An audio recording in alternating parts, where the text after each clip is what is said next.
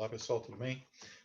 Agora eu vou encerrar também aqui o caderno de História, capa número 2, com a aula número 8 de História Geral, que é a história, a aula sobre o Renascimento artístico, tá? O Renascimento literário e científico vocês acabam vendo mais em literatura e nas leituras, né? Mesmo na parte referente à química e física. Eu vou passar para vocês mais o artístico, né? Que tem as características gerais do Renascimento, porque a Itália e tal, o contexto histórico.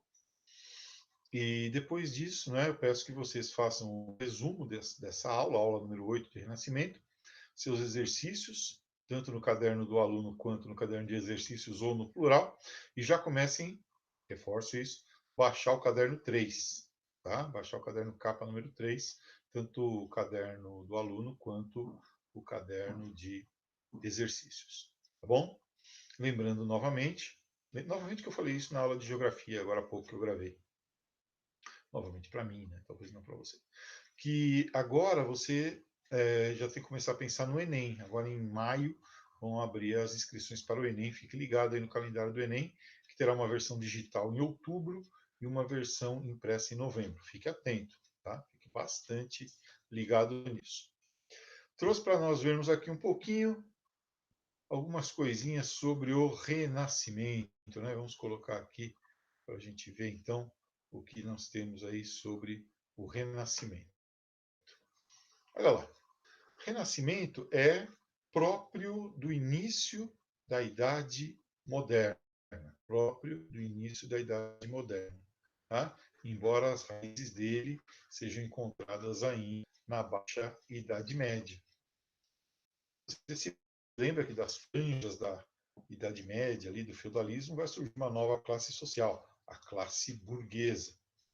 Essa classe burguesa vai, aos poucos, adquirindo consciência de si mesma, e passa de uma classe em si, né, uma classe que vai se virando, a uma classe para si, quer dizer, uma classe que tem consciência dos seus valores, da sua ideologia, e que começa a se reafirmar.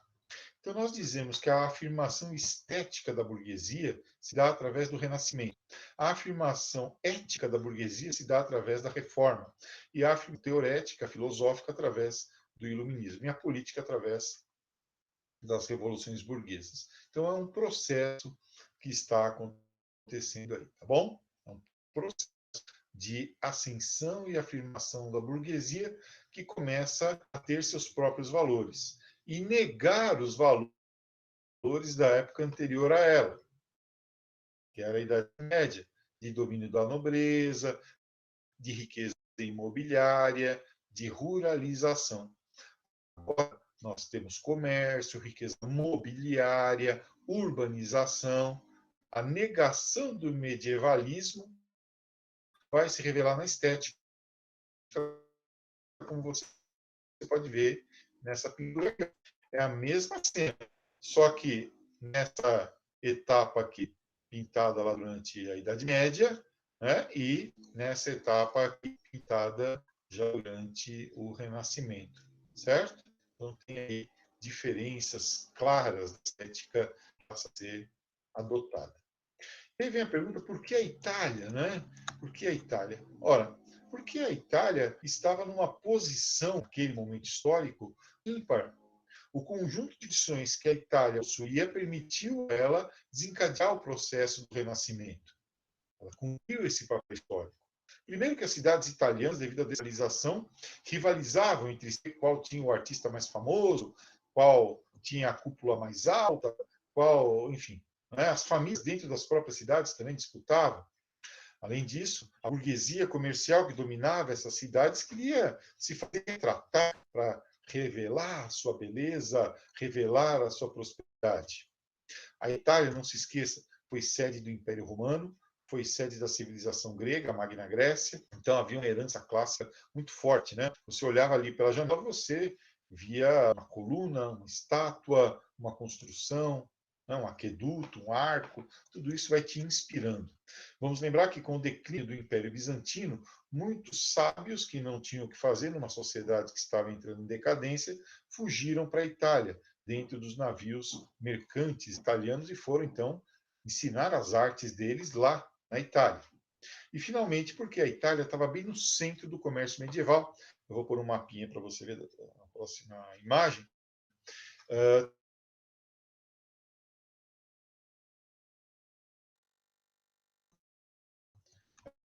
Olha aqui.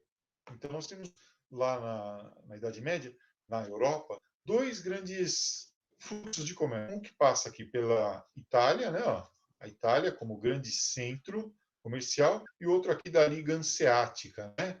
Aquelas cidades lá do que hoje é a Alemanha, tal, no norte da Europa.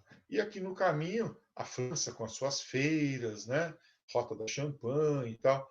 Tá? Então, nós temos aqui vários circuitos comerciais se estabelecendo em direção à África, em direção ao Oriente Médio, tá? O Mar Negro, ó, sempre, no final das contas, passando ou tendo como destino a Itália e aqui as cidades da Liga Hanseática, tá? Ou Hansa Germânica. Bem, vamos ver aqui as três grandes fases, né? Ó, as três grandes fases do Renascimento. A fase de formação, a fase de formação é o Trecento, né? Trecento, século XIV, época do Giotto, Giotto com ainda algumas características medievais. A fase de alta, século XV, é o Quattrocento, 1400, tá? Com o Botticelli sendo aí o grande inspirador, o grande mestre, inclusive, de vários e vários desses artistas. E o artista que mais representa essa etapa é o Rafael, né? Rafael Sanzio, o grande pintor das Madonas. A fase já de, digamos assim, auge tardio e decadência se dá no século XVI, com o Michelangelo Buonarroti, que trabalhou para dois papas, né?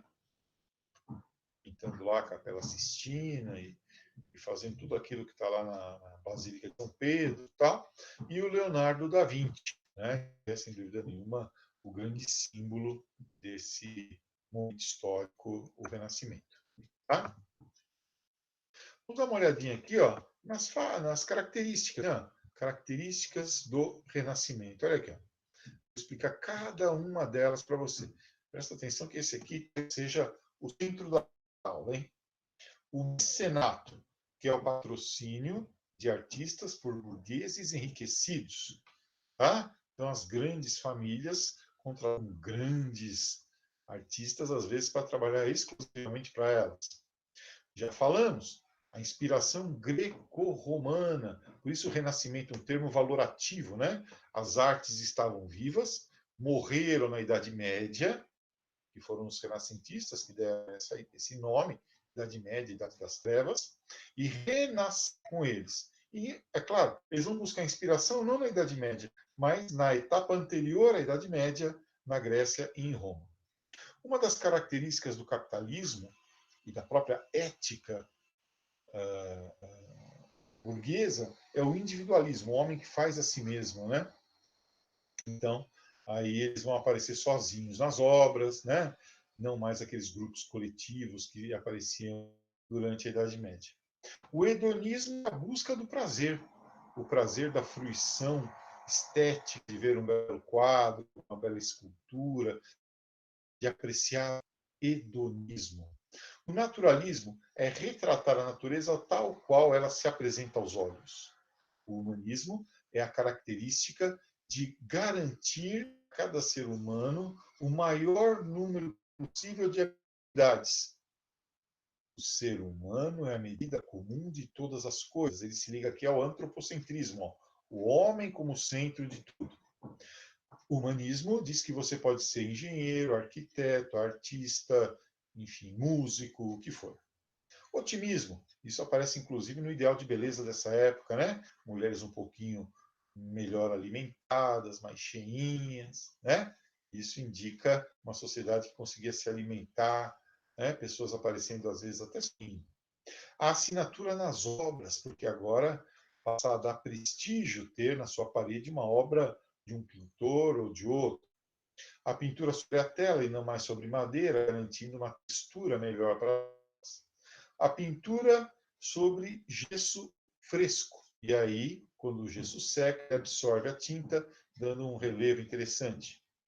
A utilização do contraste, do claro e do escuro nas pinturas. A perspectiva em ponto de fuga, né, em que os objetos, quanto mais distantes aparecem, menores dela, e quanto mais próximos, maiores, e o seu olhar sempre atraído para o centro da tela.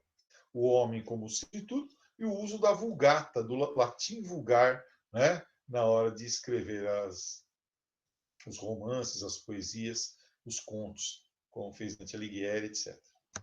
Peguei aqui para você dar uma olhada um quadro de Rafael Sanzio, A Escola de Atenas, quer dizer, eles se comparavam lá, lembra? Inspiração clássica aos filósofos atenienses. O mais importante, no centro da tela, Leonardo da Vinci, representando Sócrates, e Rafael Sanzio, se representando como Platão, discípulo de Sócrates. E todos os outros aqui, filósofos também, né? Artistas do tempo do Renascimento, né? Na face aí, artistas do Renascimento. Sem dúvida nenhuma, o mais importante, Leonardo da Vinci, né? Que é um autorretrato dele. Algumas pessoas, olhando esse autorretrato, chegaram à conclusão de que ele morreu de câncer de pele, por conta dessa pega que ele tem aqui no olho, né? Não sei se isso é verdade ou não, mas aqui a obra mais famosa dele, a Mona Lisa, né? Pintada, né? Como nós vemos hoje em dia lá no Louvre, e a ideia dela como, digamos assim, uma imagem em 3D, né? Colocando aqui o véu, olha esse véu indicando talvez luto, né? Tem gente que diz que isso aqui, na verdade, é um autorretrato de Leonardo da Vinci, sei lá. Depois o Nascimento de Vênus, essa aqui do Sandro Botticelli, né?